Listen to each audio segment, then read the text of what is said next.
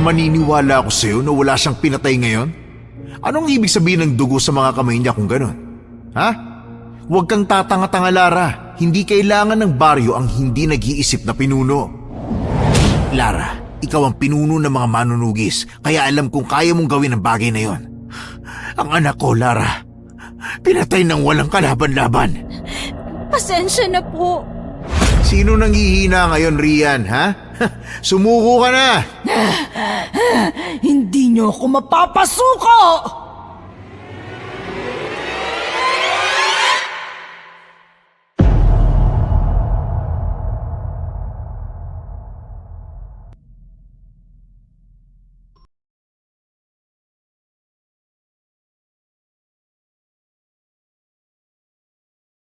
Ano ang gagawin mo kung isang araw magising ka na lang at malaman na ang nirerespeto at tinitingala ng mga tao ay isa palang huwad?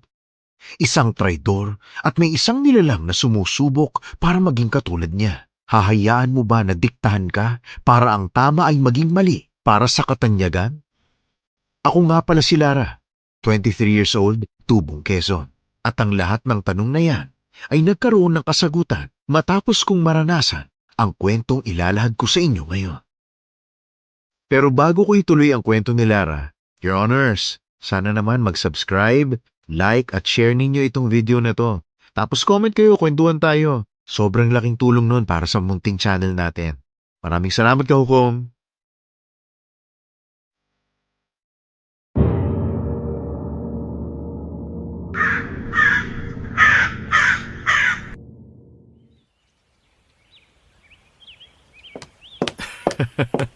Mabuti na lang talaga nakabalik ka rito sa baryo bagong fiesta.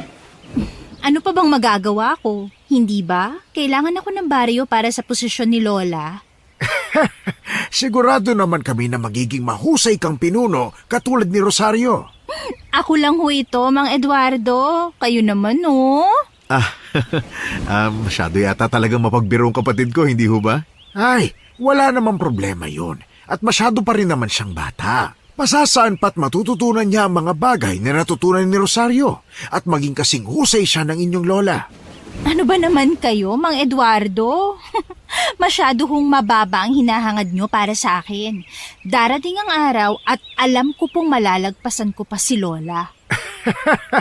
Gusto ko ang tapang at determinasyon na meron ng kapatid mo, Daniel. Ay, hindi ako magugulat kung mangyari nga ang mga bagay na sinasabi niya. Naku, marami pa hong kakainin bigasan si Lara bago niya marating ang narating ni Lola bilang manunugis. Bakit ba palagi ka nalang kontra? Nagsasabi lang ako ng totoo. Bakit? Nagtataka lang ho ako kung bakit nasa atin ang basbas ng diwata ng buwan. Hindi ba dapat mas malapit siya sa mga aswang dahil siya'y kanilang sinasamba?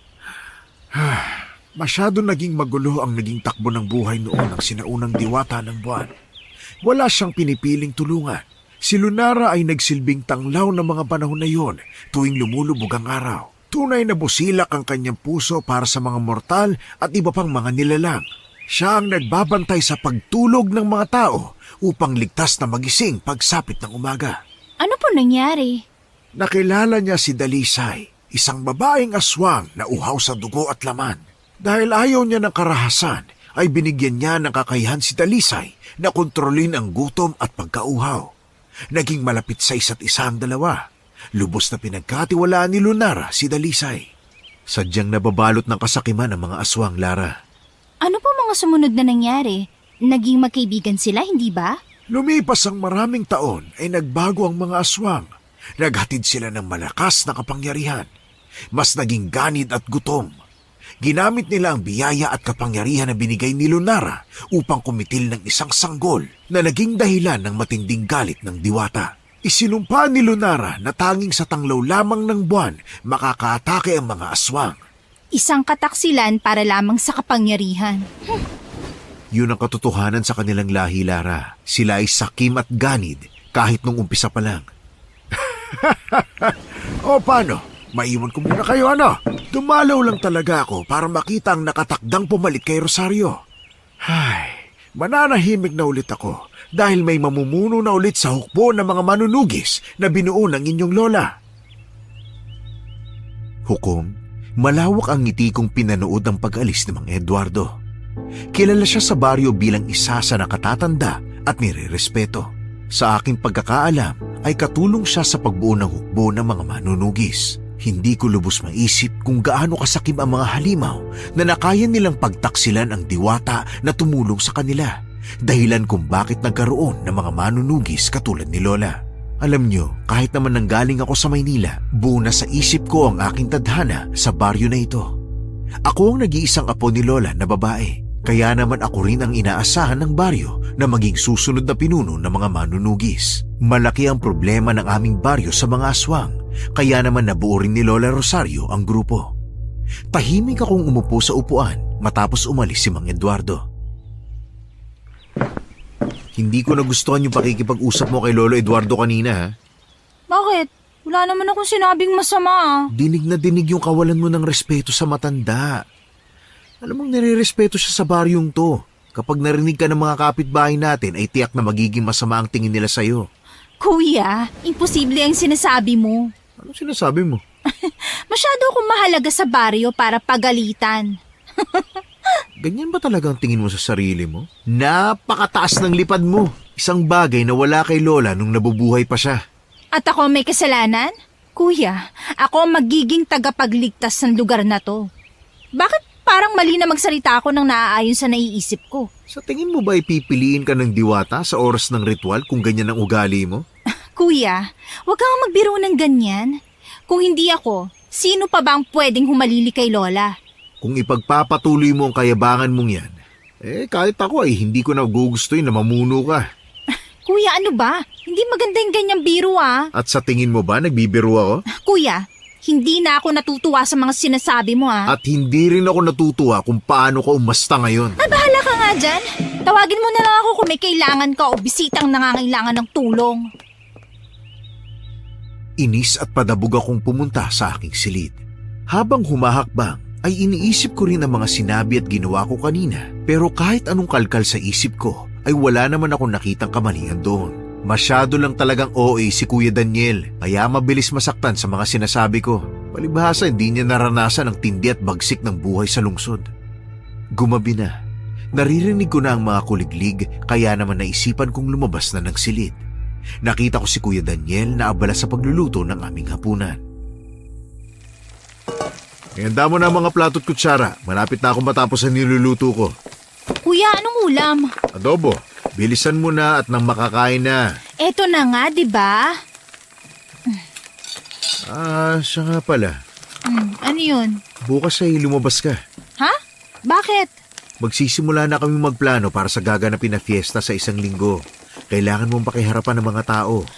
Yun lang naman pala eh. Madali lang yan.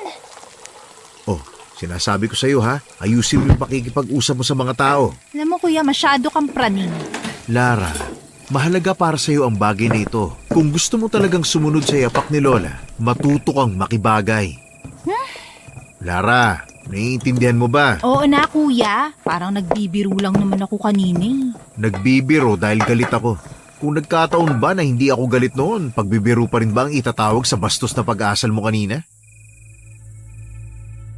Tahimik ko na lang na niligpit ang mga pinggan na pinagkainan namin. Hindi na ako sumagot dahil ayaw kong humaba pa ang usapan. Masyadong sineseryoso ni Kuya ang mga bagay tungkol sa ritual. Tahimik ko na lang na niligpit ang mga pinggan na pinagkainan namin. Hindi na ako sumagot dahil ayaw kong humaba pa ang usapan. Masyadong sineseryoso ni Kuya ang mga bagay tungkol sa ritual. Dinaig pa ako na hindi ko naman masyadong iniintindi dahil alam kong sa huli ay ako rin naman ang aatasan para doon. Kinabukasan ay halos ibato ko ang unan na hawak ko doon sa gumising sa akin. Malalakas kasi ang katok niya sa pinto. Puno yun ng pagmamadali, kaya naman pikit pa ang mga mata at kunot ang noo nang kausapin siya. Gising ka na ba? Halika na at nakahanda ng almusal. Nasa labas na rin si Lolo Eduardo para sa meeting. Sandali lang kuya, eto na, lalabas na oh. Bilisan mo na dyan at nakakahiyang paghintay ng matanda. Ano pa bang gagawing meeting tungkol sa fiesta? Hindi ba dapat kapitan ang punong abala para doon? Nakaugalian na ng mga tao na mag-ayos ng mga palaro at activity para na rin may mapaglibangan ng mga bisita kung sakali. Ganun ba yun? Bukod pa ang mga palarong pang barangay na may papremyo talaga mula sa kapitan. Yung mga activity na mapag-uusapan ngayon ay gagawin mula bukas hanggang sa bisperas ng fiesta. Taray naman pala ng 1 week celebration. Oo, pagkatapos ng fiesta ay ritual naman ang paghahandaan natin. Hindi na naman kailangan ng paghahanda ron, kuya, di ba? Ako lang naman ang kailangan doon. Ay, nagsisimula ka na naman, Lara, ha? Ito naman si kuya, hindi makaintindi ng joke. Dati ka bang taong bundok? Pinapaalalahanan lang kita tungkol sa pangit mong ugaling yan. Oo na po, titigil na.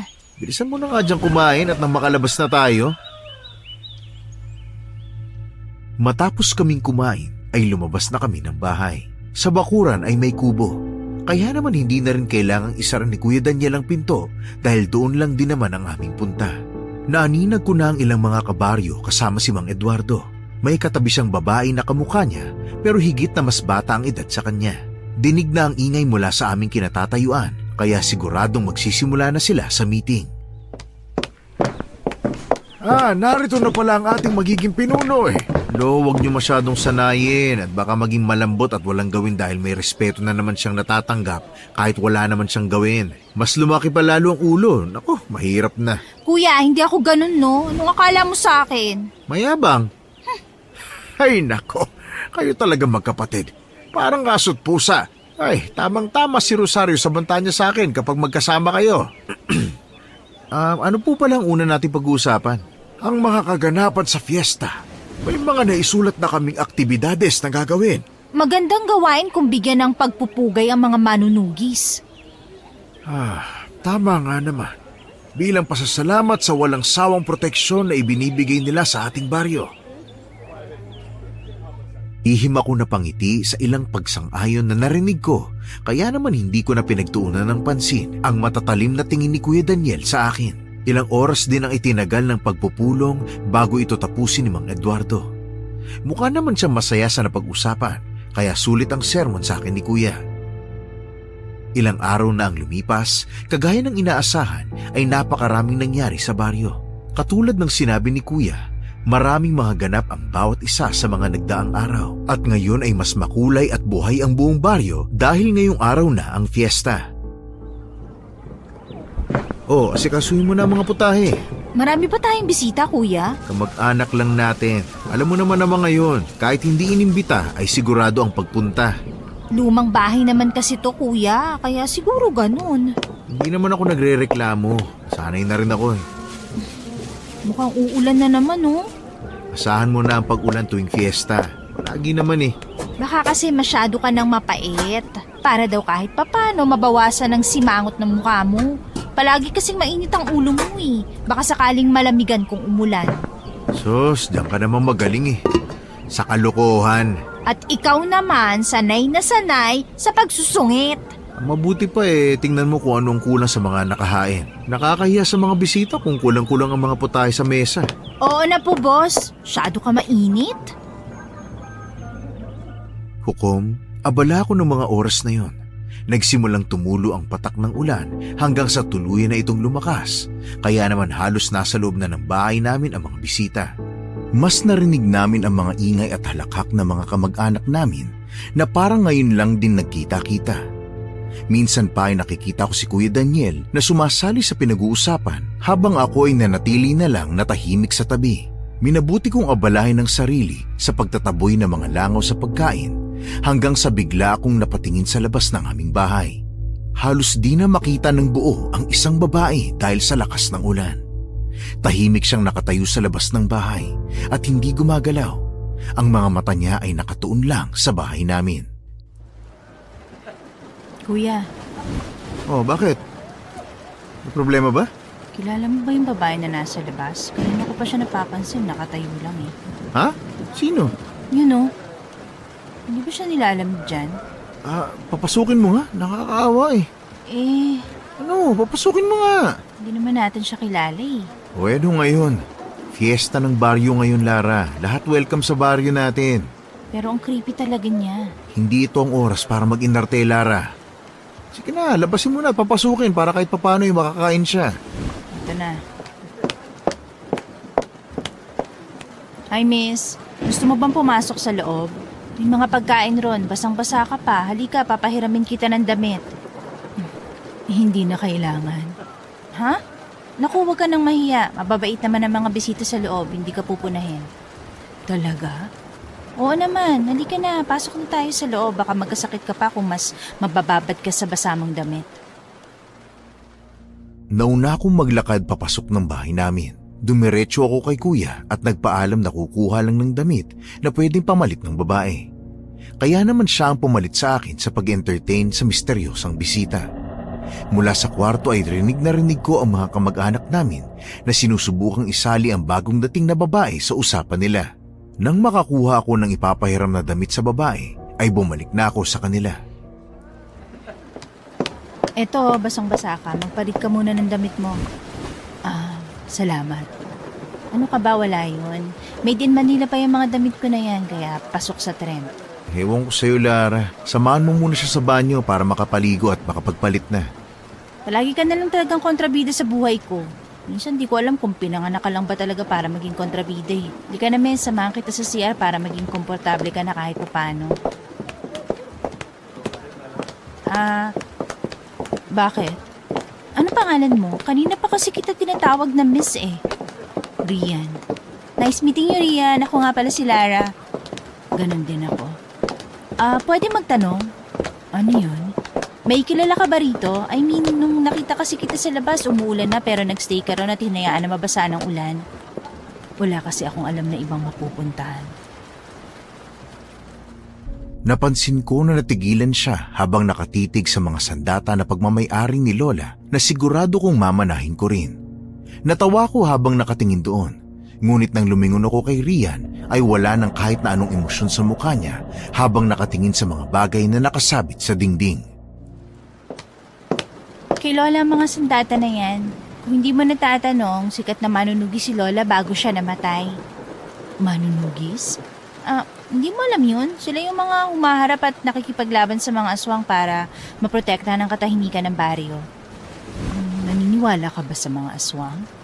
Bata pa lang ako, yun ang kinamulatan ko. Siguro dahil sa ganun kabilis ko ring matanggap ang bagay na hindi pangkaraniwang kagaya ng mga aswang.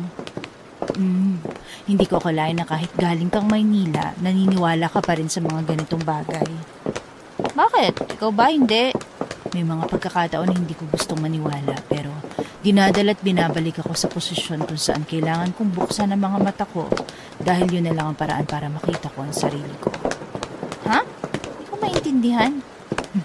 Huwag mo nang intindihin. Wala rin naman yung kwenta. Dito na tayo sa banyo. Pagpasok mo, nasa left side ng pinto ang switch ng ilaw.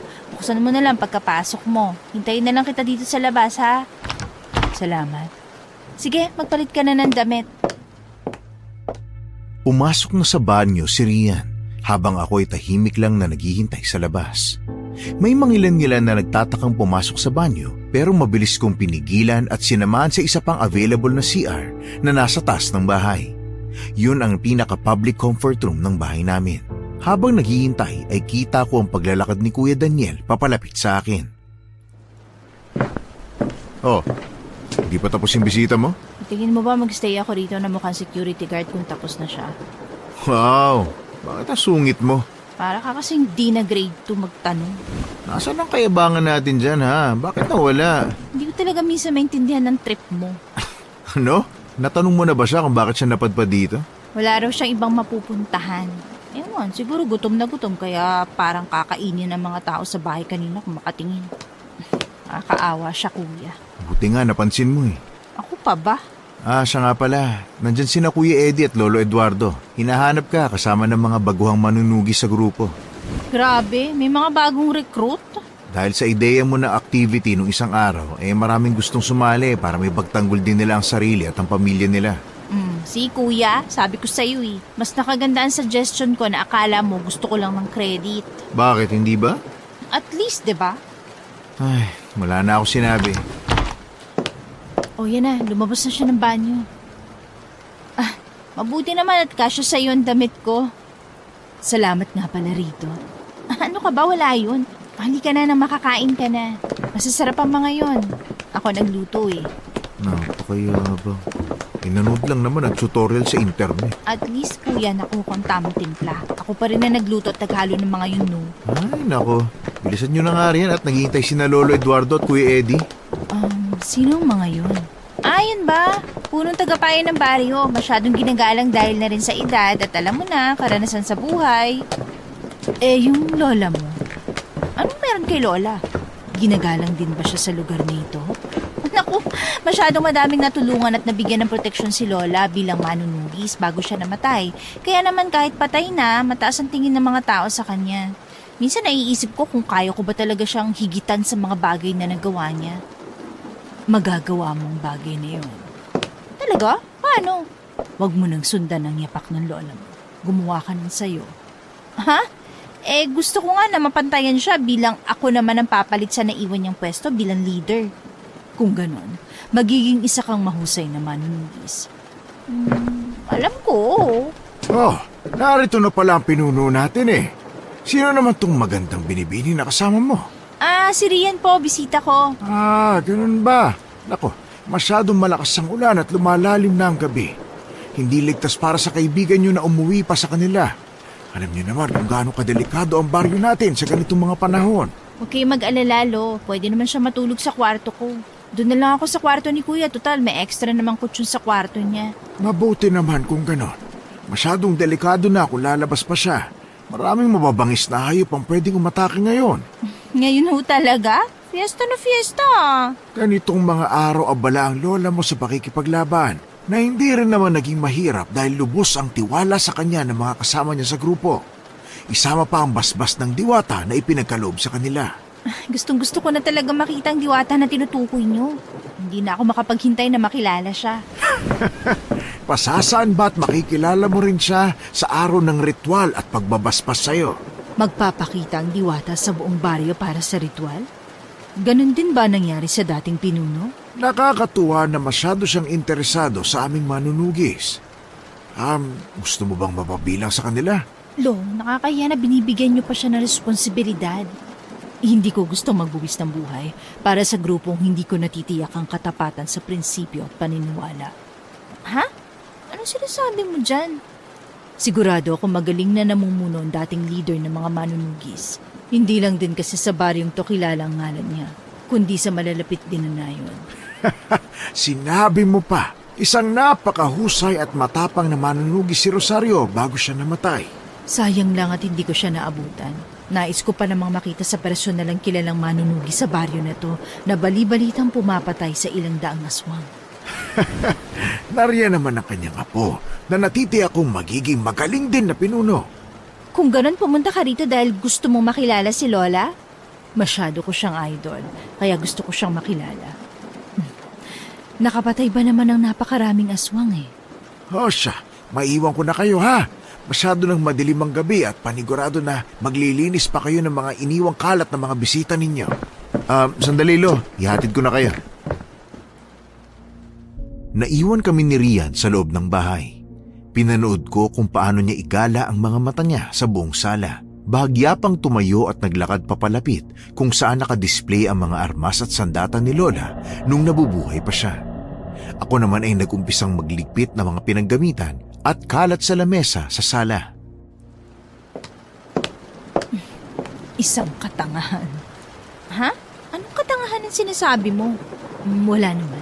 Natatawa lang ako kung paano nila pahalagahan at igalang ang isang taong taksil naman. Ano ba sinasabi mo dyan? Hindi ko maintindihan. Wala. Huwag mo nang isipin. Ang weird mo. Alam mo ba yun? Madaming nagsasabi sa akin ng bagay na yan. Hindi na yan bago sa akin. Ilang minuto lang din bago pumasok si Kuya Daniel ng mag-isa. Nagulat pa siya nang maabutan kami sa sala at wala pang halos nagagawa. Kaya naman nung pumunta siya sa kusina para magsimulang magligpit, ay sumunod ako. Ramdam ko ang pagsunod din ni Rian sa likuran ko. Ilang oras din kaming naglinis ng mga pinagamitan bago natapos. Dahil sa sobrang pagod ay mabilis akong nakatulog. Naalimpungatan ako ng pasado 2:00 na ng madaling araw. Tahimik na ang paligid. Huminto na ang pagpatak ng ulan. Naisipan kong lumabas ng silid ni Kuya.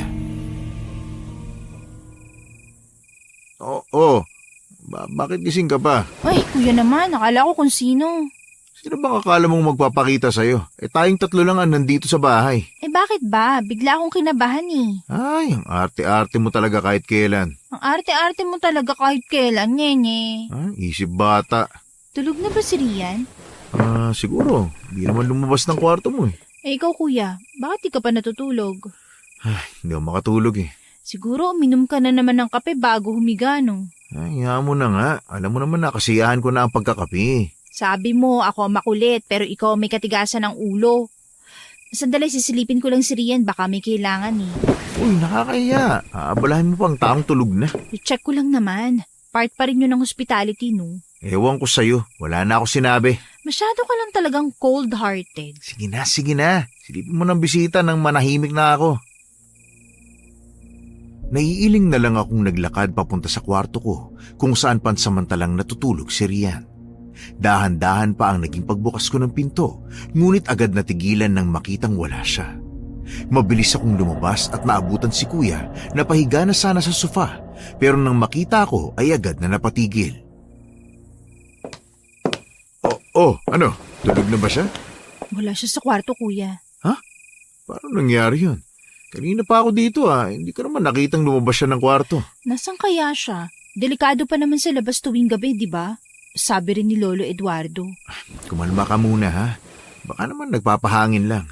Nagpapahangin ng ganitong oras? Talaga, kuya? Bakit? Wala mo naman hindi ka nagrereklamo sa kwarto mo na mainit Kahit na, kuya. Masyado ng gabi at madilim. Hintayin na lang natin. Sigurado namang babalik yun. Hanapin na lang kaya natin siya. Hindi niya pa kasi alam at kabisado ang baryo. Baka maligaw pa yun. Nababaliw ka na ba? Gusto mong lumabas ng ganitong oras? Bakit naman hindi? Nawawala ang bisita natin. Baka kung ano nangyari ron. Malaki na si Rian at nakita ko sa kanya, hindi naman siya siguro ugaling ipapahamak ang sarili. Ay, ewan ko sa'yo, kuya. Basta ako hahanapin ko siya. Ang kulit mo talaga kahit kailan.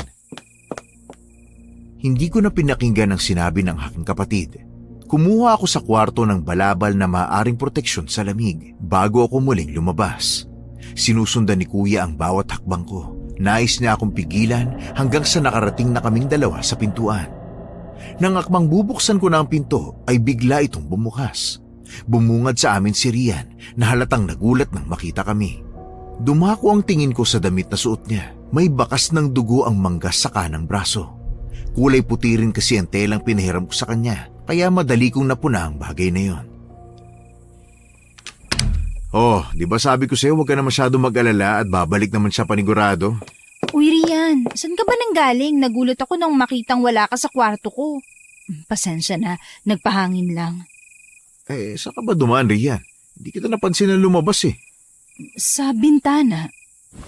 Seryoso? Masyado kasing mainit, kaya doon ako nagpahangin. Tumalon ako sa bintana para mabilis makalabas.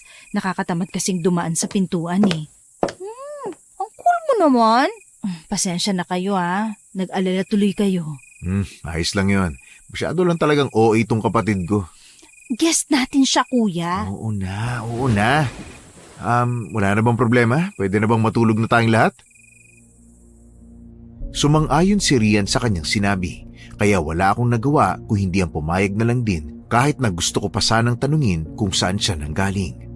Habang naglalakad papasok ng kwarto si Rian, ay muling bumaba ang paningin ko sa kanyang kamay na may bakas pa ng dugo na natuyo. Nang akmang tatawagin ko siya ay bigla na lang akong hinawakan ni kuya. Bakit ba, kuya? Gusto ko lang naman malaman at baka napano na siya Bukas mo na lang siya usisain. Hindi mo ba nakita na mukha siyang pagod kanina? Pero syempre, nasa atin siya ngayon. Kargo natin siya kung sakali. Walang mangyayari sa kanya, huwag kang mag-alala. Hindi siya mauubusan ng dugo kung yan ang inaakala mo. Ano ibig mo sabihin? Uy, kuya, anong ibig mo sabihin doon? Hindi siya mauubusan ng dugo kasi hindi naman sa kanya ang dugo na nasa mga kamay niya. Ano? Kuya, ano ba? Hindi porket wala pa akong basbas at kapangyarihan para makita ng mabilisan ng isang aswang ay pwede mo na rin akong lokohin ng ganyan. Sa tingin mo ba nagbibiro ako? Kuya, bisita natin si Rian. Nakakahiya kung maririnig ka niya. At matagal na ako sa baryong to. Hindi na bago sa akin na makakita ng aswang na nasaan yung tao. Alam kong hindi simpleng tao ang nakifiesta sa atin ngayon. Ewan ko talaga sa'yo, kuya. Halos matulala ako nang biglang lumabas mula sa gilid ng dingding ang aming bisita. Hindi ko alam kung ano sasabihin para mapakalma ang seryoso niyang itsura dahil tiyak kong narinig niya ang sinabi ni Kuya Daniel. Rian, huwag mo na masyadong pansinin si Kuya Daniel Masyado lang talaga siyang mapagbiro. Hindi ginagawang biro ang ganitong klaseng bagay, Lara. Huwag kang tanga. Kuya, ano ka ba? Gaya ng aking inaasahan sa apo ni Rosario. Anong kailangan mo at naparito ka sa bahay namin, aswang? Kuya! Hindi ako kalaban. Kakampi niyo ko. Kailan pa kumampi ang isang aswang sa isang manunugis? Sa tingin mo ba ay ganun ako katanga para mapaniwala mo? Simula nang salungatin ng inyong lola ang kanyang pinaniniwalaan at pumanig sa aming lahi. Huwag mong idamay dito ang lola ko. Isang kabastusan ng pagdamay sa taong pumuprotekta sa baryong to laban sa lahi nyo. Hindi mo alam ang pagtataksil na ginawa ng inyong lola sa mga kalahi nyo. Dahil umibig siya sa lolo nyo na isang aswang. Hindi totoo yan. At bakit ako magsisinungaling tungkol sa bagay na ito? Ano ang mapapala ko, ha? Hindi ako naniniwala sa mga sinasabi mong tanga ka. Purong kasinungalingan ang tinutukoy mo. Hindi mo ako kailangan pakitaan ng dahas, Daniel. Gaya ng sinabi ko, hindi niyo ako kalaban. At anong pakay mo? Bakit ka nandito? Alam ko hindi ka nakifiesta lang. Nais kong protektahan kayo at balaan. Hindi kayo pwedeng manatili dito sa ritual. Ang diwata ang siyang kalaban. Hindi niya ibibigay ang basbas kay Lara kung hindi ang kaparusahan para sa nagawa ng inyong lola. Kasinungalingan! Ano ba to, Rian? Prank ba to? Nasaan ang camera, ha? Nagsasabi ako ng totoo, Lara. Ang tunay niyong kalaban ay hindi ako. Kung hindi ang diwata na siya magbabasbas sa'yo. Paparusahan ka niya sa kasalanan ng angkan at dugo mo. Ha? Paano? Alam ng buong baryo na ako magiging pinuno ng grupo ng manunugis. Ako lang ang karapat-dapat dahil ako lang ang apong babae ni Lola. Hindi ako maniniwalang kayang salungatin ng diwata ang sigaw ng mga taga-baryo. Kung hindi niyo nais maniwala, ay wala na akong magagawa pa.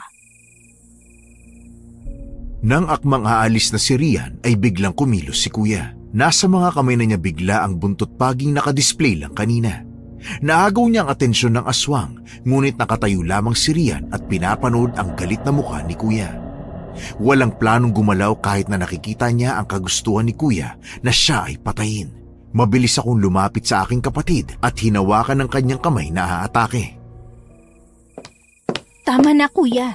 Naririnig mo ba sinasabi mo, Lara? Gusto mong buhayin ang nagpakilalang aswang na yan? Wala naman siyang ginagawang masama. Kahit pa, aswang siya. Mortal na kalaban ng mga manunugis. Nakatakda mo siyang patayin, Lara. Pero wala siyang ginagawang masama, Kuya. Kung yung sinasabi mong ibig sabihin ng manunugis para sa baryo, hindi ko na gustong mamuno. Anong sabi mo?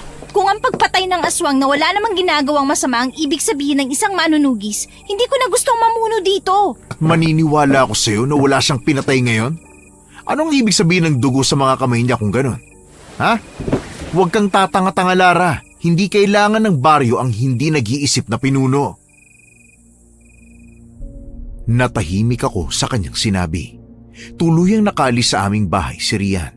Nakita pa namin ang mabilis niyang pagpapalit ng anyo bilang isang malaking aso na puno ng balahibo ang katawan. Naging dahilan yun ng mas mabilis niyang pagtakbo. Kahit na alam kong magigising na ang mga taga-baryo ng mga oras na yon, ay hindi pa rin mawala sa akin ang kaba at takot. Napaupo ako sa sofa ng sala. Dinig ko ang buntong hininga ni Kuya bago umupo sa tabi ko. Bumalik sa aking alaala ang sinabi ni Rian tungkol kay Lolo at Lola. May parte sa akin na niyayakap ang ideyang yon tungkol sa kanila. Kuya, paano kung totoo yung sinasabi niya tungkol kay Lola? Sa tingin mo ba ay mananatiling bulag ang mga taga-baryo kung totoong sinasabi ng aswang na yon? Pero anong mapapala niya sa pagsisinungaling? Wala naman, di ba? Ginugulo ka lang niya dahil alam niya na sa oras na may mamuno ulit sa mga manunugis ay hindi na sila muling makakaatake pa ng basta-basta.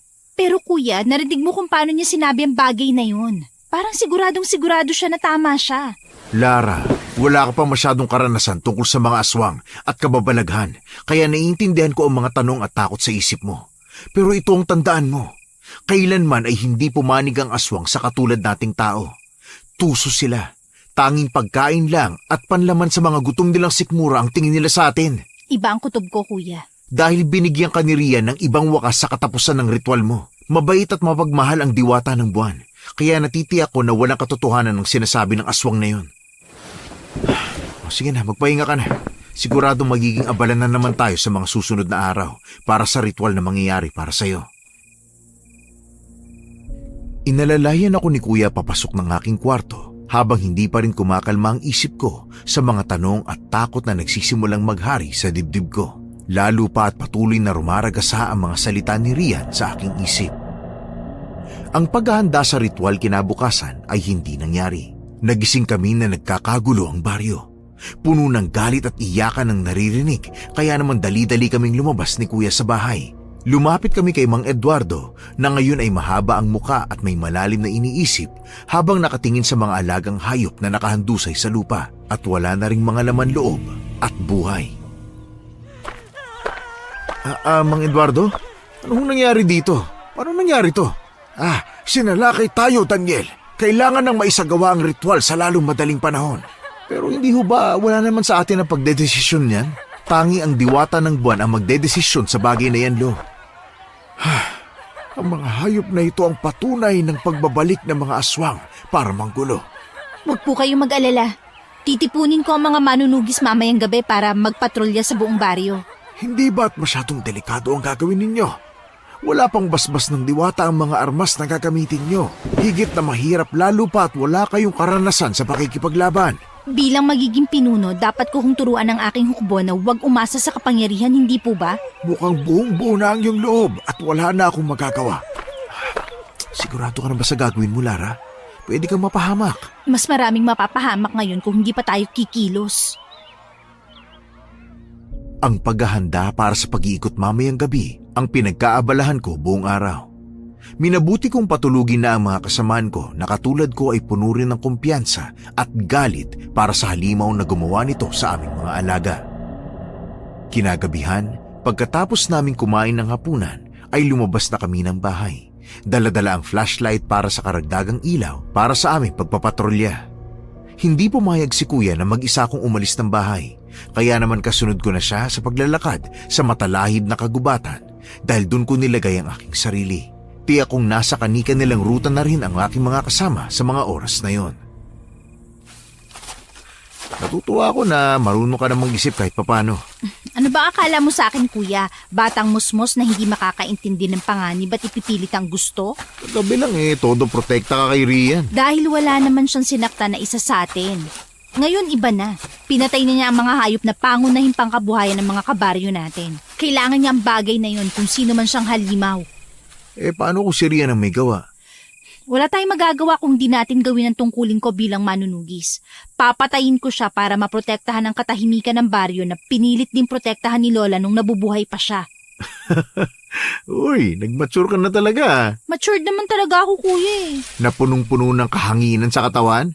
Oo, matured ka. Ay, basher mo, Kuya. Magsimula na tayo at marami pa tayong lilibutin. Ang laki-laki ng gubat na to, oh.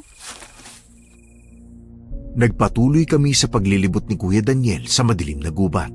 Habang ginagawa yon ay ramdam ko na ang kati na dulot ng matalahib at matataas na damo sa aming nilalakaran. Habang abala sa pagwasiwas ng mga damo ay halos mapasubsob ako sa likod ni Kuya nang bigla siyang huminto. Ano ba yan, Kuya? Shhh! Huwag ka maingay. Bakit ba? Manahimik ka, ano ba? Ano ba kasing... Hindi ko pa natatapos ang tanong ko nang mabilis na tinakpan ni Kuya ang aking bibig. Taka kong binaling ang mga mata sa tinititigan niya at nakita ko ang malaki at mabalahibong hayop na hindi nalalayo sa pwesto kung nasaan kami. Alam kong hindi pa niya kami napapansin dahil abala siya sa pagsunggab sa batang duguan na at wala ng buhay noong mga oras na yon. Kuya, Manahimik ka, Lara. anong gagawin natin ngayon? Masado siyang malaki. Hindi natin kakayanin kung lalabanan natin. Iiwan natin siya ng ganyan na may nabiktima? Anong gusto mong gawin natin? Umatake? Pero kuya, hindi mo ba nakikilala yung bata? Apo siya ni Lolo Eduardo, di ba? Mas mahalaga pa rin ang kaligtasan mo ngayon, Lara. Wala na tayong magagawa kahit gustuhin natin siyang tulungan. Hindi ba't pagtataksil din ang gagawin natin na to? Tatakasin natin ang halimaw na ngayon ay kumakain ng batang mula sa baryo? Kung nais mong matupad ang dapat na mangyari sa'yo bilang pinuno ng manunugis, kailangan mong piliin ang laban na dapat mong labanan. Hindi Hindi ko kaya magbulag-bulagan, kuya. Pasensya na. Ano gagawin mo? Baon ng tapang ay mabilis akong lumabas mula sa aming pinagtataguan. Rason kung bakit nabaling ang atensyon ng halimaw sa akin. Kinuha ko mula kay kuya ang espadang dala niya at mabilis na humakbang kung nasaan ang halimaw. Daig pa ang kidlat sa bilis nang makalayo ang aswang sa kanyang biktima na hindi ko man lang matingnan dahil sa kalunos-lunos nitong itsura. Umungol ng malakas ang halimaw, dahilan kung bakit bumalik sa kanya ang atensyon ko. Humakbang ako ng mabilis habang mahigpit na hawak ang espada. Ngunit ang aking pagsugod ay walang kahirap-hirap niyang iniwasan. Pero hindi ako nagpadaig at sumuko. Ramdam ang kumakabog na dibdib ay pinagpatuloy ko pa rin ang aking pag-atake. Ang tigas ng ulo mo kahit kailan! Hindi ko pwedeng hayaan na hindi ko mabigay ang hustisya para sa bata na pinatay ng hayop na to, kuya! Hindi ka pagganap na manunugis. Wala ka pang lakas sa makikipaglaban kaya umalis ka na at tumakbo kung gusto mo pang mabuhay. Hindi ako duwag, kuya! Hindi ka duwagan ng pagpili ng laban na dapat labanan. Hindi ako mahina! Halos mapasigaw ako sa hapdi nang hindi ko napaghandaan ang pag-atake ng aswang. Natamaan ako ng kanyang matutulis na kuko. Mababaw lang ang sugat pero may hapdi pa rin akong nararamdaman. Mas lalong nag-alab ang galit sa akin. Hindi ko napag-isipan ang ginawa kong paghakbang papalapit sa halimaw. Kasunod ng pagpapaulan ko ng pag-atake sa kanya gamit ang espadang hawak ko. Nagtagumpay akong bigyan siya ng isang sugat sa kanyang tiyan, ngunit hindi yun naging dahilan para huminto siya. Mas lalong nagwala ang halimaw kaya mabilis akong lumayo sa kanya. Bawat pag-atake ko ay sinagot din ng pag-atake ng halimaw, kung kaya't hindi ko rin namamalayan na napapaatras ako dahil sa mga atake niyang pinipilit kong iwasan. Mas napalapit ako kung nasan si kuya at ang ginawa niyang paghila sa aking braso ay hindi ko inaasahan. Matulin ang kanyang pagtakbo palayo sa halimaw. Pinilit kong kalasin ang pagkakahawak niya sa braso ko pero mas hinigpitan pa niya. Bakit ka tumakbo? Anong gusto mo? Panoorin kang magpakamatay doon? Kuya, hindi ako mamamatay doon. Kaya kong lumaban. Kaya? Tingnan mo ang sarili mo. Galos lang to, ano ka ba? Nawala sana kung nakinig ka sa akin. Kuya, ayos lang ako. Hindi ka maayos, Lara. Kahit kayo lang ay huwag puro katigasan ng ulo mo, pakinggan mo. Kuya, naririnig mo ba sinasabi mo? Matigas ang ulo? Trabaho ko yun. At kailan patatatak sa utak mo na wala ka pang basbas mula sa diwata, kaya hindi mo pa kaya? At kung hindi ko kaya, hayaan kong pumatay lang sila? Nang hindi lumalaban, ganun ba? Natumakbo dahil naduwag? Kung pinatay mo na sana si Rian nung umpisa pa lang, wala ka ng problema ngayon. Hindi ko gustong pumatay nang wala namang ginagawang masama. Aswang siya, kaya natural lang na pumatay rin siya ng tao. Pero hindi no mga oras na yun, kuya. Halika na, bumalik na tayo sa bahay. Bumalik ka sa bahay na parang wala nangyari, ha? Kuya, kailangan nating bumalik doon. Kailangan kong bumalik doon. Walang pwedeng makaalam ng nakita natin. Gusto mong ilihim din natin ang pangyayaring to? Masyado kang malalagay sa alanganin kapag nalaman nila na tinakbuhan mo ang aswang. Hindi yun gawain ng isang pinunong manunugis. Na hindi ko dapat gagawin kung hinayaan mo ako makipaglaban. At gusto mo na panoorin kitang mamatay sa kamay ng hayop na yon? Hindi kita maintindihan, kuya. Ang gusto ko lang naman huwag mong ipaalam sa mga kabaryo natin ang nakita nating halimaw. Malalaman din nila yon dahil makikita nila ang batang namatay. Mas mabuting wala tayong alam sa nangyayaring ito. Mas mabuting isipin nilang wala tayong nakita. Ewan ko sa'yo, kuya. Makinig ka sa akin, Lara, ha? Dahil para sa'yo ang ginagawa ko. Kahit ngayon lang, huwag mong pairalin ang kayabangan mo. Kayabangan pa rin ang tingin mo sa ginagawa ko? Oo, puro hangin lang kahit wala pa namang napapatunayan. Gustuhin ko man bumalik kung nasaan ang halimaw ay hindi ko magawa dahil sa matinding pagkakakapit sa akin ng kapatid ko. Hanggang sa makauwi kami ng bahay at nanatili akong tahimik. Kinabukasan, nagising kami dahil may nagwawala. Mabilis akong napabalikwas sa aking pagkakahiga nang marinig ang malakas na katok mula sa pinto. Agad akong lumabas ng kwarto para tingnan kung sino ang kumakatok. Hinarap ni kuya ang nagwawalang anak ni Mang Eduardo. Kuya Eddie, kumalma ho kayo. Kumalma? Namatay na ko na anak Daniel. Paano mo ko inaasahang kumalma? Pero wala rin ho kaming magagawa pa. Kapatid mo ang pinuno ng mga manunugis, hindi ba? Bakit wala kayong ginawa? Walang magagawa si Lara sa bagay na yan, Kuya Eddie. Wala pa siyang basbas at kapangyarihan mula sa diwata ng buwan. Ha? Kalokohan. Kuya, ano nangyayari? Hoy Lara, hindi ba ikaw ang bagong pinuno? Bakit hindi mo ipaghiganti ang aking anak? Ipakita mo sa aswang na yon na may laban na ulit ang baryo. Kuya, Lara, ikaw ang pinuno ng mga manunugis, kaya alam kong kaya mong gawin ang bagay na yon. Ang anak ko, Lara, pinatay ng walang kalaban-laban. pasensya na po. Mas lalong bumigat ang loob ko nang halos lumuhod si Kuya Eddie sa aking harapan. Mahigpit ang pagkakakapit ng kamay namin. Biglang lumakas ang hangin. Ang pinto naming bahagya ang pagkakasara ay marahas na bumukas. Kasabay ng mabilis na pagpasok ng malakas at nakabibinging hangin. Biglang may kung anong liwanag ang halos bumulag sa aming apat. Isang bulto ng babae ang unti-unting nagpakita nang mawala ang liwanag. Ang maamo niyang muka na walang mababakas na ekspresyon ay nakatingin lang sa amin. Ang mahal na diwata ng buwan. Diwata? Kami ay natutuwa ng inyong pagpapakita. Ibig bang sabihin ito ay magaganap na ang ritual? Ako'y narito dahil batid ko ang pangangailangan ninyo sa bagong namumuno. Mahal na Luna, ang aking kapatid si Lara. Ang nakatakdang mamuno sa bagong henerasyon ng mga manunugis. Sino ang may sabi na siya ang aking napiling hahalili sa pwesto ni Rosario? Mahal na Luna, siya ang nag-iisang apo ng namayapang si Rosario. Nararapat lamang siguro na siya ang magmana ng kanyang posisyon. Ang pagiging pinuno ng mga manunugis ay kinakailangan ng katapangan at lakas ng loob, hindi natatalo ng takot, at mas lalong hindi traidor. Mahal na Luna, si Lara ay may angking katapangan, mahal na diwata ng buwan. Ngunit hindi naaalis sa kanyang pagkatao ang pagiging traidor, kagaya ng ginawa ng kanyang lola. Ano bang ibig niyo sabihin? Kaya ako bumaba batid ko ang pagsalakay ng aswang kagabi. Batid ko rin ang pagkamatay ng isang bata. Ang aking anak. Anong kinalaman ng mga bata roon sa pagkamatay ng aking apo? Lolo, bakit ganyan ang tono mo? Dahil batid niya ang kanilang pagtatraidor. Mahal na Luna, nakikiusap po ako. Walang kinalaman ng kapatid ko rito. Ako ang dapat sisihin. Hindi ko kayo maunawaan. Bakit hindi natin simulan ang ritual ng pagbabasbas, mahal na Luna? Batid ng inyong pinunong nangyari kagabi.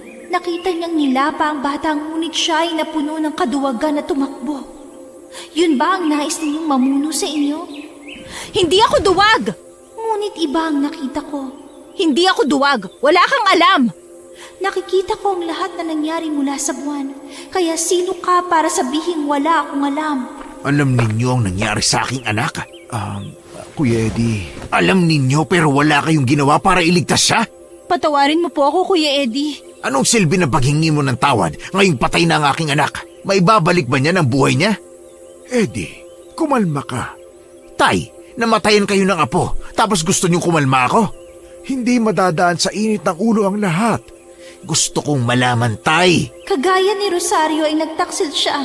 Ano pa ba ang aasahan sa dugo ng taong may bahid na ng kataksilan? Anong taksil? Patawad, mahal na Luna. Ngunit nasa tabi ako ni Rosario habang namumuno siya sa hukbo ng manunugis. Ang kanyang kabiyak ay isang aswang. Pinili niya ang magbulag-bulagan dahil sa pagmamahal. Sadyang nakatutuwang bagay, hindi ba? Imposible. Kaya hindi na ako nagulat ng takbuhan ng magkapatid na ito ang halimaw at hinayaan ang bata na mamatay. Patay na si Emma nung dumating kami, mahal na Luna. Ngunit hindi nagbago ang katotohanan na tinakbuhan ninyo ang laban. Dahil wala kaming laban sa halimaw na yon. Hindi ko nais na masaktan at mamatayan ng kapatid. Kaya hinayaan at iniwan nyo sa gitna ng kagubatan ng katawan ng anak ko. Ganun ba? Wala po kaming magagawa ng mga oras na yun, kuya. Wala pang basbas si Lara kaya gustuhin man namin na kunin si Eman ay hindi namin nagawa. Kalokohan. Sa isang iglap ay lumutang ang diwata. Kasabay noon ang pagliwanag ng kanyang katawan habang ang mga kamay ay parehong nakaunat. Mariin ang kanyang mga tingin sa amin. Sabay lumiwanag ang kanyang mga kamay na parang liwanag ng buwan na tumatanglaw tuwing gabi.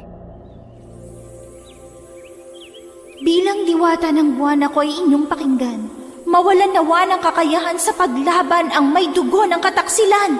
Mahal na Luna, hindi niyo maaaring gawin ang bagay na yan. Si Lara ay siya pa ring nakatakdang pinuno ng mga manunugis. Hindi niyo pwedeng gawin ang bagay na yan, lalo na sa panahon ngayon na nagsisimula ng umatake ang mga aswang. Ako ang mamimili ng bagong pinuno. Hindi ito ayon sa dugo. Bilang diwata ng buwan, ako ay inyong pakinggan. Mawala nawa ng kakayahang makipaglaban ang may dugo ng kataksilan! Napaupo ako sa sahig dahil parang may pumersang humigop sa lakas ko. Maging si Kuya Daniel ay halos mapahiga na dahil sa sobrang panghihina. Ha! Mahal na diwata, kahit para sa aking katapatan na lang, bigyan niyo po sila ng isa pang pagkakataon. Tay, naririnig mo ba sinasabi mo? Hindi ko kayang panoorin na lang sila na nanghihina, Eddie. Pero hinayaan lang nilang mamatay ang apo ninyo. Kung tunay nga na may pagpapahalaga sila sa iyo, ay dapat hindi nila hinayaang mangyari yun sa anak ko. Mga bata pa sila, Eddie. Mahihina at hindi alam ang ginagawa. Palibhasa, hindi ikaw ang nawalan ng anak. Nawalan din ako ng apo, Eddie. Alam ko lang kung kanino ibabaling ang galit ko. Walang kasalanan ang dalawang batang ito. Napuno lang sila ng takot. Sila ang may kasalanan nito. Kaya nararapat lang sa kanila ang bagay na nangyayari sa kanila ngayon. Manang-mana sa lola nilang traidor. Hindi ko na gusto ang pagiging bastos mo. Mas lalong hindi ako natutuwa sa pagpili mo sa mga batang hindi mo kaano-ano kaysa sa sarili mong apo. Hingal man at naghihina ay pinilit kong gumapang palapit kay Kuya Eddie. Walang bakas ng emosyon ang mukha niya nang lumingon sa akin. Mahigpit kong hinawakan ang laylayan ng kanyang damit habang mariin ang pagpikit. Kuya Eddie, patawarin mo ko. May babalik ba ng paghingi mo ng tawad ang naging bunga ng kaduwagan niyo? May babalik ba niya ng anak ko? Alam kong walang kapatawaran na nagawa namin, pero sana wag mong hayaan na masira ang samahan niyo ni Lolo Eduardo dahil dito. Ha? Hindi ko kailangan ng bait-baitan mo! Alam kong walang karapatan ang ginawa namin pagtakbo ni Kuya Daniel sa engkwentro kagabi, pero nangako ako na babawi ako. Ano? Bubuhayin mong anak ko? Hahanapin ko ang aswang at ako mismo ang papatay sa kanya. Huwag kang masyadong mayabang dahil hanggang ngayon ay wala ka pa rin napapatunayan. Anong silbi mo ngayong hindi ka pa rin makatayo dahil sa panghihina? Gagawin ko ang bagay na yon. Sisiguruhin ko mapapatay ko ang halimaw. Paano kami makakasiguro na ikaw ay nagsasabi ng totoo, Lara?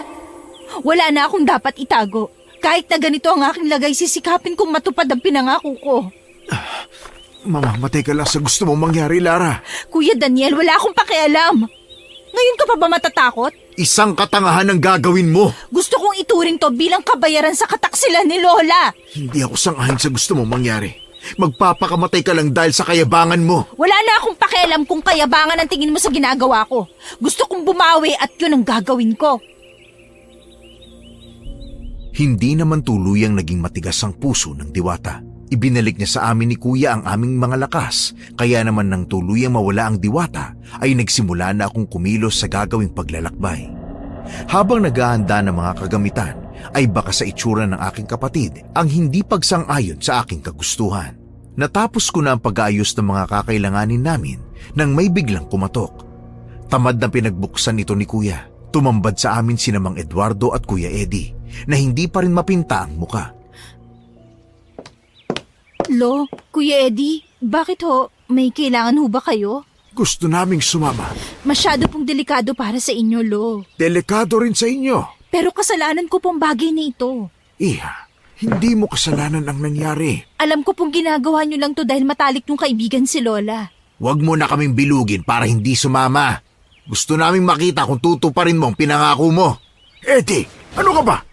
Tay, hindi ko pa rin sila napapatawad sa nangyari kay Eman. Gusto kong makita kung may isang salita ang mga bata na pinipilit niyong ipagtanggol.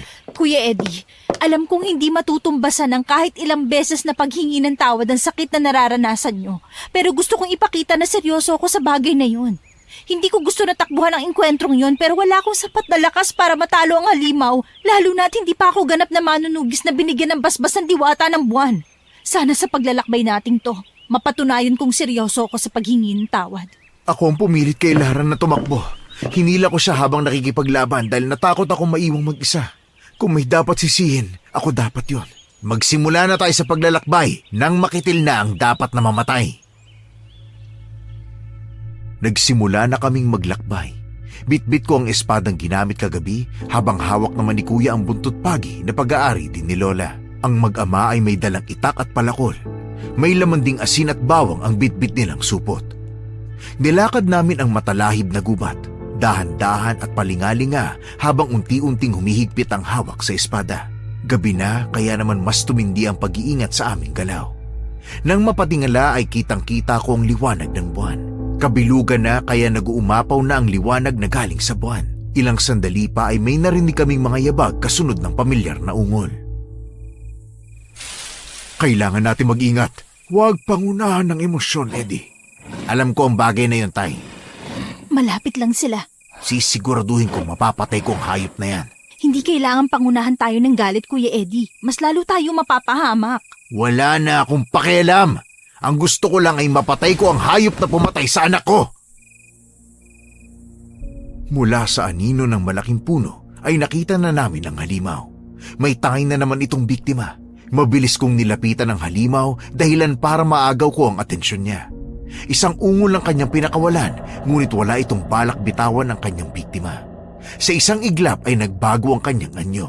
Nanlaki ang mga mata ko nang makilala kong siya si Rian. Nagkita ulit tayo, halimaw. Pakawalan mo na ang hawak mo ngayon din. Hindi ko nais na saktan ka, Lara. Pakawalan mo ang bata ngayon din, Rian. Anong iniisip mo? Susundin ko ang utos mo? Demonyo ka talaga! Bakit? Iisang lahi natin. Halimaw rin ang lolo nyo! Na kailanman ay hindi ko iayakapin. Isang kahangalan ang ginagawa niyong katrayduran! Ginagamit lang nila kayo laban sa sarili ninyong lahi! Wala akong pakialam, Rian!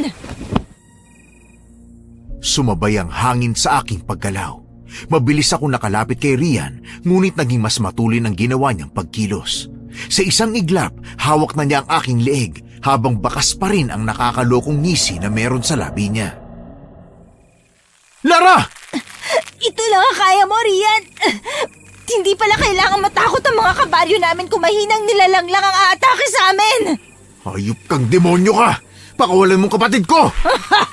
Masyadong mayabang ang kapatid mo, Daniel.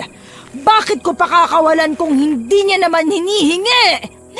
Kahit kailan, hindi ako magmamakaawa sa isang halimaw na kagaya mo. Hindi ko akalain na ang halimaw na kagaya mo ay umatake sa isang walang kalaban-laban! Hindi ako santo para pumili ng taong lumalaban, tanda! Hindi ba't mas madali ang buhay kung diretsong kain na ang aking gagawin?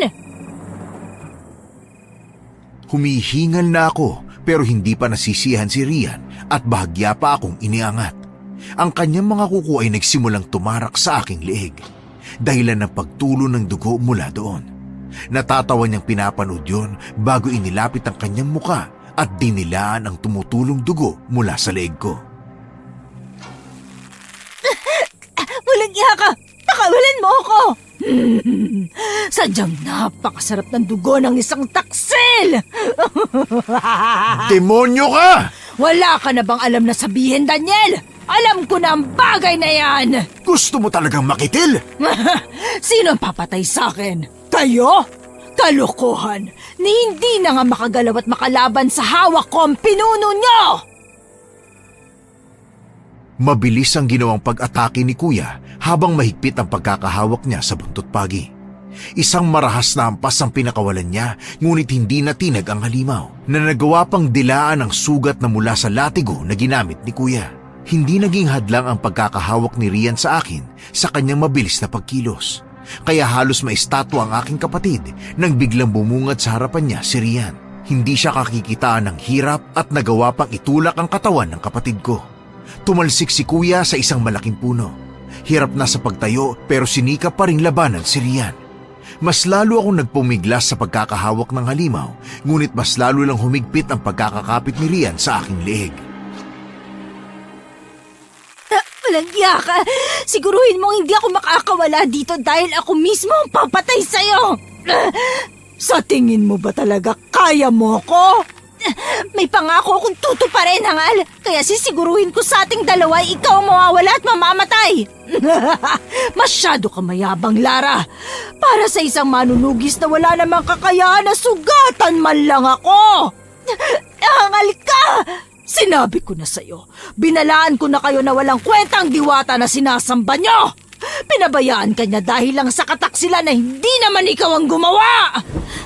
Hindi mo ako mabibilog sa mga sinasabi mo dahil alimaw ka! Dugo mo ang dugo ko, hangal! Kaya kung halimaw ako, halimaw din kayong dalawang magkapatid!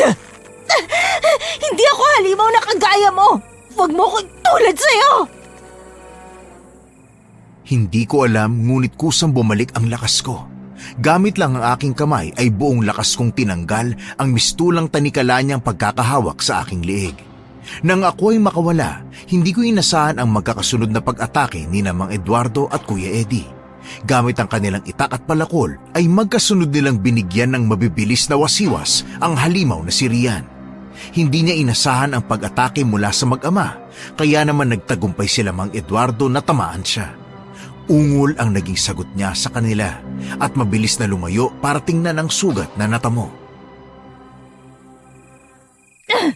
Walang iya ka! Ikaw ang walang ya sa ating lahat! Sa tingin niyo talaga matatalo niyo ako? Alam kong malakas ka, Rian, pero hindi ibig sabihin nun wala ka ng kahinaan. Tanga! Tanging tao lang na katulad niyo ang may kahinaan! Sisiguruhin kong ako ang makakaalis ng yabang mo! Ikaw ang ama ng batang aking pinatay, tama? Hindi mo alam kung paano ako natuwa sa karne at laman niya. Sadyang napakalambot at matamis! Hayop ka talaga! Hindi namin napigilan si Kuya Eddie nang bigla siyang umatake sa halimaw. Naging bingi siya sa aming mga sigaw kaya nahawakan siya ni Rian. Isang suntok sa sikmura ang pinakawalan ni Rian, dahilan kung bakit halos mapalod si Kuya Eddie. Dahil sa pag-atake ni Rian ay sunod-sunod ang aming pagsugod sa kanya. Nanguna ang galit na si Mang Eduardo. Kasunod si Kuya na nakabawi na ng lakas kahit papano. Nakasunod naman ako sa kanila habang bitbit ang espada na pagmamay-ari ni Lola. Hindi ko nahahayaan na may kunin pa kayong buhay, lalo na ang malalapit sa akin. Ano ang kapangyarihan at kakayahan mo para diktahan ako, tanda? Isang tao na may pagpapahalaga sa buhay. Buhay na walang kwenta! Pakawalan mo siya, Rian! Ang sarap talagang panoorin ng mga mukha ninyong punong-puno ng pag-aalala. Wala kang puso, Rian! Hindi ko gusto na magpahalaga sa isang nilalang na wala namang silbi at mahina. Katulad niya! Kahit nanghihina ay muli sana akong tatakbo, ngunit isang liwanag ang nagpatigil sa akin. Ang mga puno ay sumasayaw dulot ng hangin.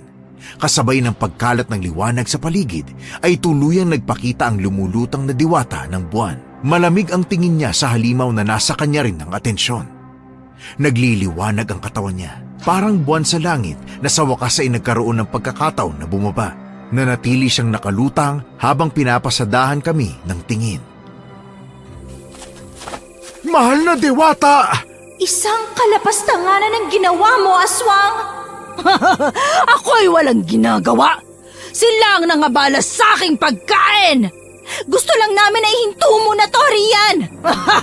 Parang hiniling mo na rin na mamamatay ako sa gutom, Lara! Yun ang nararapat sa halimaw na katulad mo! Sa tingin niyo ba ay kaya niyo ako? Kung pagtutulong-tulungan namin, alam kong kaya ka naming matalo! Isang huwad na pagtutulungan! Sinasabi ko na sa inyo, matapos niyo akong patayin ay kayong isusunod ng mahal niyong diwata! Isang kahangalan yan, Rian! Bakit? Nagsisinungaling ba ako, mahal na diwata ng buwan? Batid mong pawang katotohanan lang ang aking mga sinabi! Hindi sumagot ang diwata. Isang marahang kumpas mula sa kanyang mga kamay ang kanyang ginawa, kasabay ng pagliwanag ng mga ito. Sa aming harapan ay lumitaw ang mga sandata na yari sa pilak. May espada, sibat, latigo at itak.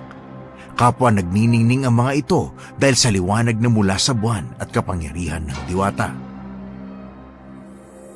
Batid ko na ang katapatan nyo para sa baryo, kaya nais ko yang ipagkaloob sa inyo. Maraming salamat, mahal na diwata. Ako ay nasa likuran nyo lamang at nagmamasid. Tanga ka kung maniniwala ka sa kanyang pinapakita, Lara. Nilililang ka lamang niya. Rian, bakit hindi ko maintindihan ang galit mo? Isang katangahan na makipag-usap sa'yo, Lara. Bakit ba ako nag-aaksaya ng laway para iligtas ang isang tao?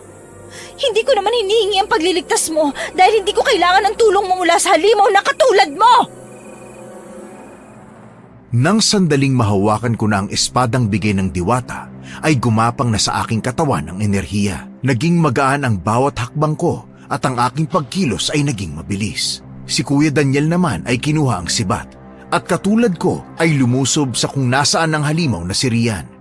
Isang marahas na tadyak ang pinakawalan niya na naging dahilan kung bakit natumba si Rian. Inisang hakbang niya ang espasyo nilang dalawa, saka walang habas na ginamit ang talim ng sibat upang saksakin ang tadyang ni Rian na nagpaungol ng matindi sa kanya. Kuya, mag-iingat ka!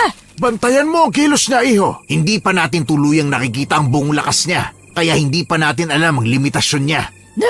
Sa tingin nyo ba madadaig nyo ako? Kailanman ay hindi ko naisip na madali kang matalo.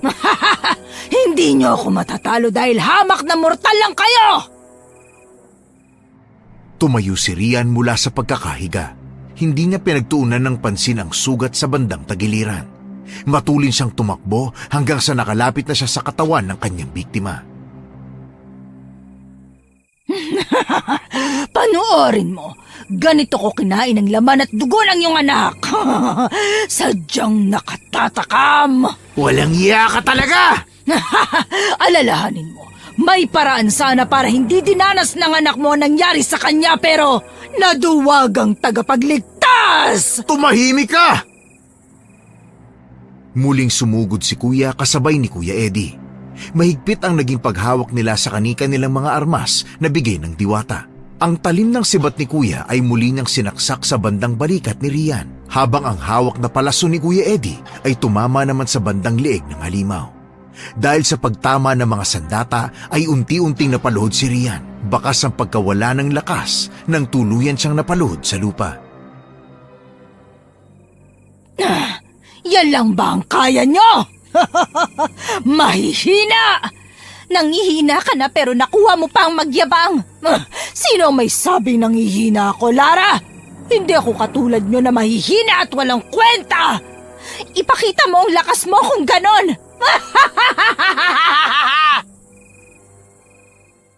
Mula sa nanghihinang posisyon ay mabilis na bumalik ang lakas at bilis ng halimaw. Puno ng tulin siyang lumayo kay Kuya at kay Kuya Eddie. Nakita ko ang walang pagdadalawang isip na pagdila ni Rian sa kanyang mga sugat. Nang matapos ay unti-unting nanlisik ang kanyang mga mata, kasabay ng pagbabago at paglaki ng kanyang katawan. Kasunod noon ay ang pagtubo ng itim na balahibo. Tumalas ang mga kuko at ang ngipin ay naging kasing itim ng kutsilyo. Ang naging pagkilos ni Rian ay singbilis ng hangin.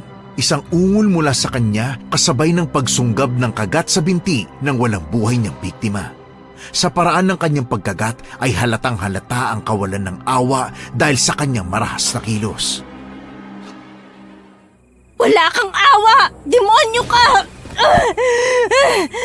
Ang halimaw na katulad niya ay hindi kailanman makakaramdam ng awa. Likas na sa halimaw ang kawalan ng awa, kaya hindi na dapat kayo nagulat sa kaya niyang gawin.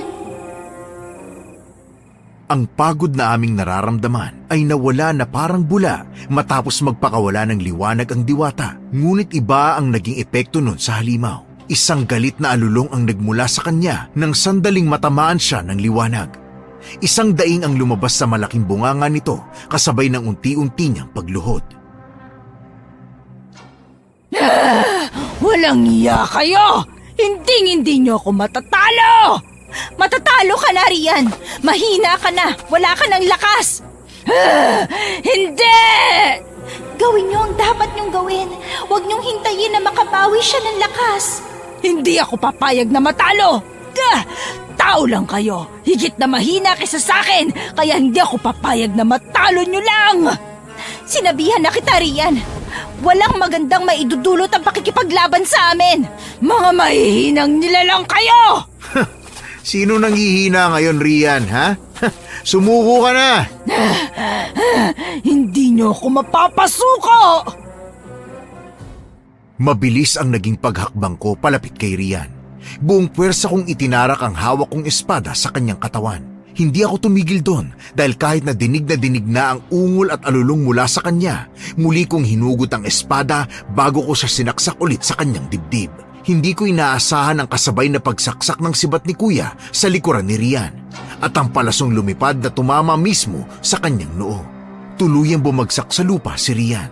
Dilat ang mata niya hanggang sa unti-unti nang magbago ang kanyang wangis. Bumalik sa kanyang anyong tao si Rian. Duguan at humihinga pa, ngunit wala nang lakas para makipaglaban. Halos mapasigaw ako nang lumapit si Kuya Eddie sa pwesto namin at muling sinaksak ang halimaw sa kanyang mata na tuluyan ng nangagaw sa kanyang hininga. Tapos na! Natapos na, sa wakas. Hindi dapat kayo magpakasiguro. Marami pang aswang ang pwedeng umatake. Hindi lamang ang mga awok na katulad niya. Wala naman kaming dapat ipag-alala dahil may mga manunugis na bagong silang ang magtatanggol sa baryo. Hindi ko alam kung magagawa ko ang bagay na ito kung hindi dahil sa inyo. Ako ay masaya na napatunayan mo ang iyong katapatan, Lara. Masaya rin po ako na napatunayan ko ang katapatan ko bilang isang manunugis. Nais kong ipagkaloob ang aking pagbabasbas sa isang masugid at matapang na mamumuno sa bagong grupo ng mga manunugis. Tinatanggap ko po ang karangalan na ipinagkakaloob mo, mahal na diwata ng buwan. Naway bigyan ka ng tapang ng buwan upang magawa mong iyong tungkulin. Salamat po. Dahil sa pagod ay walang lakas pa kaming naglakad patungo sa isang ilog. Doon namin inantay ang tuluyang pagsikat ng araw. Tahimik akong napaupo sa gilid ng ilog. Hinayaan na mabasa ng tubig ang aking katawan. Isang buntong hininga ang aking pinakawalan. Hindi pa rin ako makapaniwala na natapos ko ang isang digmaan laban sa aswang. Naramdaman ko ang presensya ng isang tao sa aking tabi, dahilan ng aking pag-angat ng tingin. Kuya Eddie, ikaw pala yan. Kamusta? Pagod? Ayos lang. Gusto ko sana humingi ng tawad. Para saan naman? Masyado akong nabulag ng galit dahil sa nangyari kay Eman. Wala yun, naintindihan ko. Kahit sino naman magagalit kung mawala ng anak, hindi ba? Pero mali na isinisi ko sa inyo. Tama si tatay. Kung walang basbas ang diwata, ay maaari ninyong ikamatay kung susugod kayo. Na dapat nilusob ko dahil pinuno ako ng manunugis, hindi ho ba? Hindi ibig sabihin na ikaw ay pinuno, ay wala ka ng takot mamatay. Dapat ay naiintindihan na mas lalong magiging delikado ang baryo kung mawawala ang manunugis na namumuno. Mas lalong dadanak ang dugo. Kalimutan na natin yon. Ang mahalaga, ligtas na tayo pare-pareho. Nabigyan na rin ng hustisya si Eman. Sigurado akong nasa kapayapaan na siya ngayon. Yun na lang ang hiling ko, na sana ay maayos at masaya na siya kung nasaan man siya ngayon. Alam ko pong ipinagmamalaki kayo ni Eman bilang tatay niya. Natapos sa mga oras na yun na puno ng halakhak at tawanan sa pangunguna ni Kuya Daniel. Dinaan na lang namin sa tawa ang mga nangyari para mabawasan ang bigat na aming nararamdaman. Ako, inaamin ko, nanginginig pa rin ako sa takot. Kung kailan natapos na ang lahat, saka ako naramdaman ang halo-halong emosyon. Takot, awa, konsensya. Naisip ko pa rin si Rian. Nakakaawa siya. Pero mas nakakaawa ang mga biktima ng aswang na kagaya niya. Lahat tayo ay may sariling halimaw na tinatago sa loob natin at lumalabas yun kapag nasa sitwasyon na kailangan natin sila. Nawala ako sa pag-iisip sa mga nangyari dahil nahatak ang atensyon ko ni Kuya. Napapailing na lang ako habang pinapanood siyang sinusubukang kumuha ng isda sa ilog para sa aming almusal. Pero dahil siguro sa pagod, kahit nasa harapan na niya ang mga isda, ay hindi pa rin niya mahuli. Yun ang nagpagaan sa nararamdaman ko kahit papano. Makalipas ng ilang araw, bumalik na sa normal ang lahat. Ako ay tuluyan ng namuno sa aming baryo bilang pinuno ng mga manunugis. Nasa maayos na ring ruta ang pagpapatrolya tuwing gabi, kaya naman walang sino mang nangangahas na umatake, habang si Lolo Eduardo ay minsang nagbibigay ng opinyon sa aming mga ruta. Nang araw na yon, tahimik akong nakaupo sa ilalim ng puno ng akasya sa aming bakuran. Ang alaala ng nagdaang mga araw ay biglang sumagi ulit sa aking isipan. Hindi man naging perpektong pinuno ang aking lola, siya naman ay nanatiling bayani dahil sa mga buhay na kanyang nasagip bago niya tuluyang nakilala at inimig ang aking lolo. Minsan ang pag-ibig ay hindi nagbibigay ng lakas, kung hindi nagbibigay ng dahilan para magbulag-bulagan sa katotohanan na kagaya ng ginawa ni Lola.